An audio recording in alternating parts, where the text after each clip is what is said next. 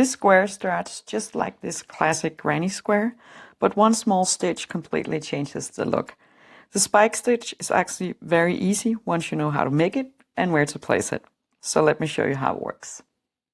For the foundation, we need a ring to work in, so I'm going to chain 4. 1, 2, 3, and 4. And I'm going into the first chain down here, and I'm going to slip stitch to form a little ring to work in.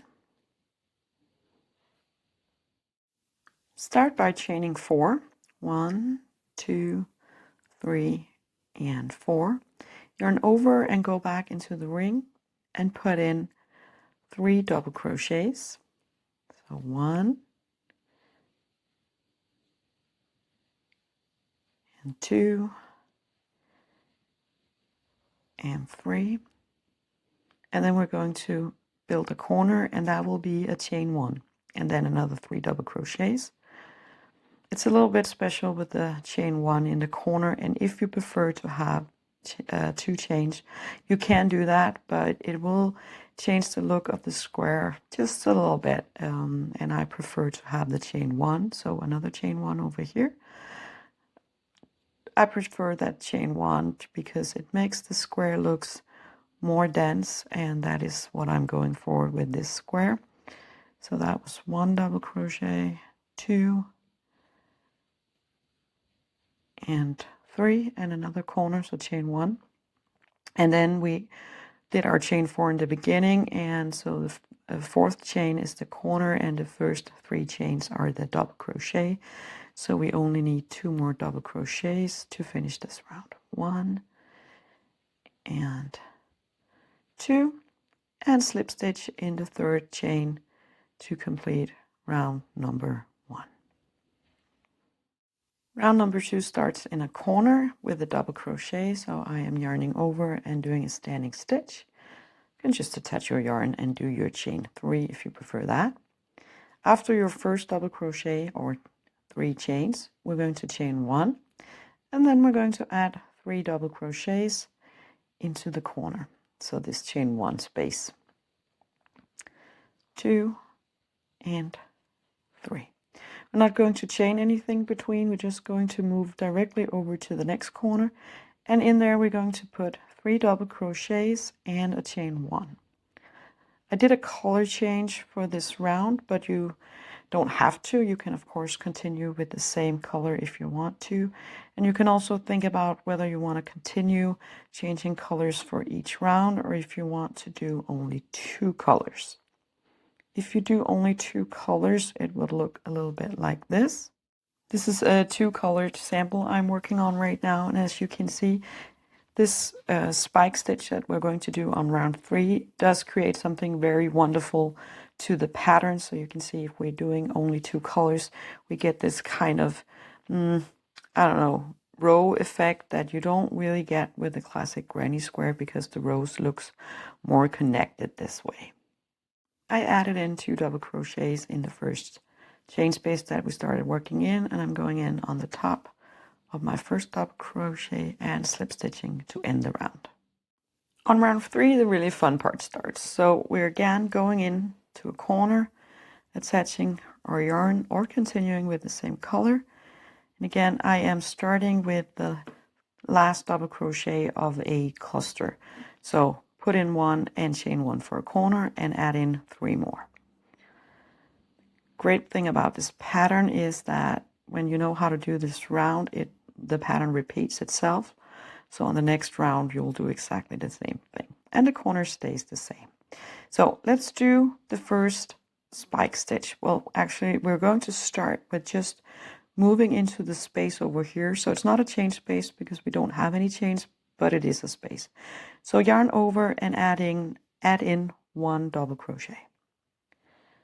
Like that. And now we do the spike stitch. So we yarn over like we would normally do with a double crochet. We go down to the first row down here, or round, and we'll find the second double crochet, so the one that sits in the middle, and we have the top stitch here. So we go into the top stitch, go in, grab the yarn, come up, and here's the fun part. Now you pull up a loop. Be careful, You can pull it too high or too low, but we'll talk about that in a minute. Then yarn over, go through 2, and yarn over, go through 2. So this connects down to this row below. And we're going to yarn over and go into the chain, well, it's not chain space, the space, and add in another double crochet. So that is how the spike stitch is done. Then you move over and you do your corner. And after the corner, again, yarn over, go into the space and put in your first double crochet. So what will happen if we make this stitch too high? Well, let's look at that. So yarn over, go into that top stitch down here, grab the yarn, come up, and now we're pulling up the loop. If you pull the loop up all the way to the exact same height as the rest of the other loops, maybe even a little bit higher, and you're not starting to finish your stitch before you get up here, so yarning over, go through 2, yarning over, go through 2. You actually end up here when your stitch is done, and then you go back into the space and you do another double crochet. And then this happens. This. And that is not something we want. If you make them too high, it will be loose and it will look weird. Can you make the spike stitch too low? Well, yes, you can. Again, we have our first double crochet. We yarn over, we go in down here, and instead of pulling up a loop, we kind of just start doing our double crochet like that. And let's do the one next to it so we have a better look.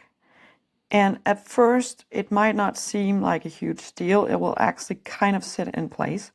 But two things will happen. First, this one down here will be pulled up very high because there's no yarn to adjust for the height. So your double crochets down here will be bent out of shape.